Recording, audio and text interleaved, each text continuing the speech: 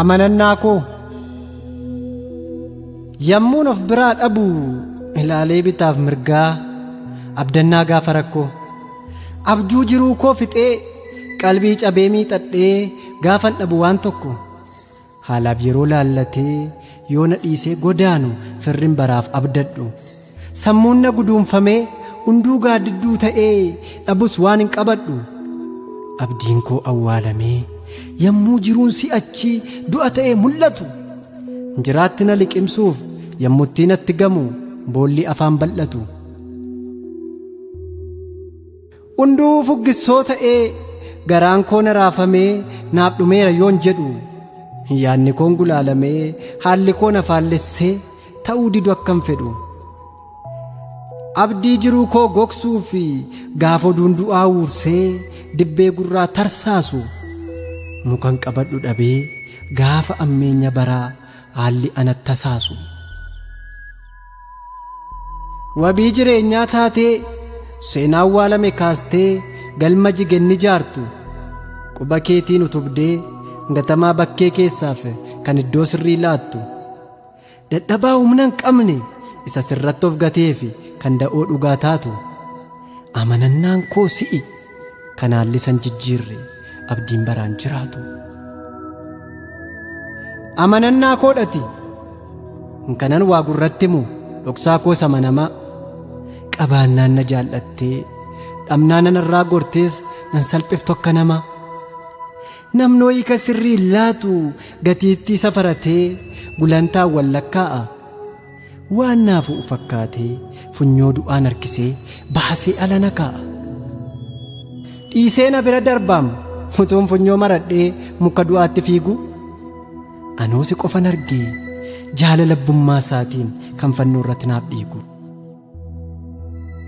kanan wajjin haasa'u icciitii garaa kootii miiltoo koo hangafa fira gaafumni koo xinnaatee abdiin koo qaqallatus si duwwaatu naaf jira bor maal ta'innaa jedhee yaaddoodhaan guduunfamee garaan koo iyyuu bir'atu utuun maqaa kee dha'u qaawwi jireenya kootiis alagaatti mul'atu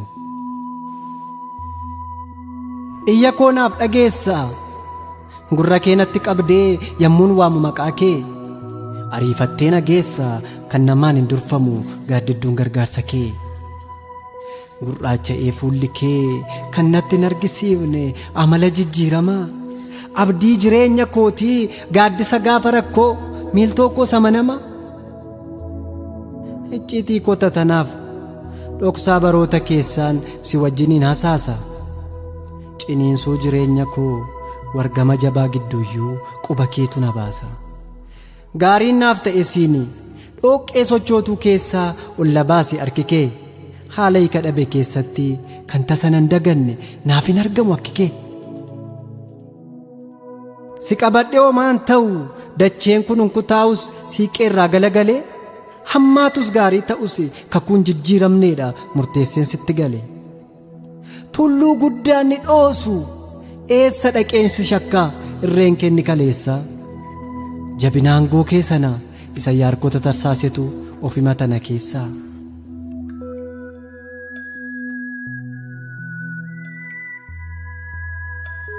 bidiruu koo naaf taatee siin baatamee ceheera boolla du'aa gamatti teessoo keen olaanfadha citeensi wajjin hafa sin madaalon namatti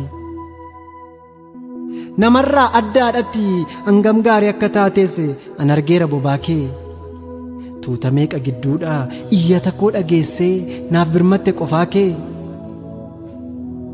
gumaacha addunyaa miti jecha kee tokkittiitu mul'ata koo gabbisa jaala qarqara boollaa sitoofiisaa naaf kennee lubbuu koo du'ambisa qilleensatti michoomee sarara yaada keerraa faanni koon badu lakkii jireenyi yaaddoo ta'ee dacheen tarsaatee cittus si biraan dhibu bakkii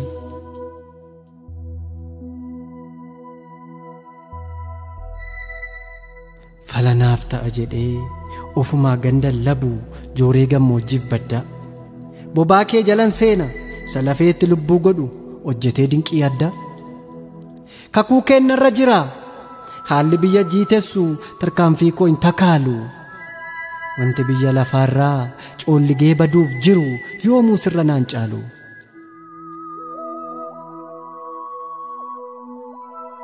Inni kaan rakkina koo gurraayyoo dhaggeeffateeyyuu deebiinsaa qoraattiidha. Icciitii koo himadhee kanan aara galfadhu gooftaa si qofaattiidha. Akkamaan na jaallatte hoo maaf nan dhibuu tolli kee ani yaanni garaatti gaariin hojjedhe hin qabu ulaagaan jaalala keeyyuu naaf hin galle hangarraatti. Sittan aara galfadhee madda jireenya kootii naaf ta'eera bar'uun kee. Qixan humna dhabeettis bidiruu koo naaf ta'ee na fideera kakuun kee. Gaaf tokkoof na dagattee bara kamuu keessatti na buufteen beektu takka. Ormatti nan amantu na tiksita marsitee waareef waarii walakka. Wabii koon si godhadha rakkoo warraa miliquufis hin shaakaloo waan bira. Harki guduunfaa furu hiikni gaaffii dhalootayyuu gola kee keessa jira. Jireenya hiikan qabne tarkaanfii fageeffachuuf hin deemu si miliqee. Ati duwwaan nageessa bara kamuu sin shakku jaalladheen sitti siqee. Argeera gaarummaa kee utuu ati namaaf taatu haadhaaf abbaa gararraa. Hin jiru waan akka kee nama jalaa oowwaatu ardiif samii kanarra. Waaqa jaalalaatatti iyya sagalee namaaf kan furmaataaf oowwaattu gaaffii namaaf deebiftaa of harkaan dhabe jettees takkaa naman dhoowwattu. Tokkicha maqaa keetiin galaanatti tarsaafamee tulluun lamatti rama. Nama sirratti of gate morma isaarraa furgaafta guduunfaa micciirama. Nama garaa dhokfadhee si jalatti hin baqadha ormatti hin citu lakkii. Si wajjin natti hin badu amanannaa kootati sirraan qabaadhu shakkii. Gatii dhiiga keetanii na tikfatta waaqa koo mitirreen kee dadhabaa. Bubbee jabaa keessattuu bidiruun nama keetiyoo nagaa dhaabbataa qaba. Murteeffadhee si wajjin jiraachuutu naaf tola suuqa gola kee keessa. Harkuma kee naaf wayya haalli tolu sammaatus ati duwwaan nageessa. Utubaan hundee lafaa gaafa cabee arca'ee hunkutaa wakka daaku. Obomboleetti jabaan gaafa nagaa booressee addunyaa waliin maku. Jireenyi biyya lafaa golgolaa'e yoo badu awwaaree akka daara. Qabeenya addunyaa kanaas gaafa qilleensa ta'ee urkee badu akka aaraa. Gaafa dachiin raafamee urgufatu ofirraa tuullaaf tulluu lafarraa. Wabii jireenyaa ta'ee kan lubbuu nama oolchu abdiin dhibus namarraa. Doonii amansiisaan si'i hiiki jiruuf jireenyaa nagaa dhaabbataa laatu. Si jalatti baqadheen oola qarriffaa du'aa harka keerraa nan nyaatu. Yaaddoo maleen jiraadha bobaa kee jala seenee abdiin qabu sumarra. Amanannaa kootati kanaafan si keewwadhe waan hundumaa gararraa.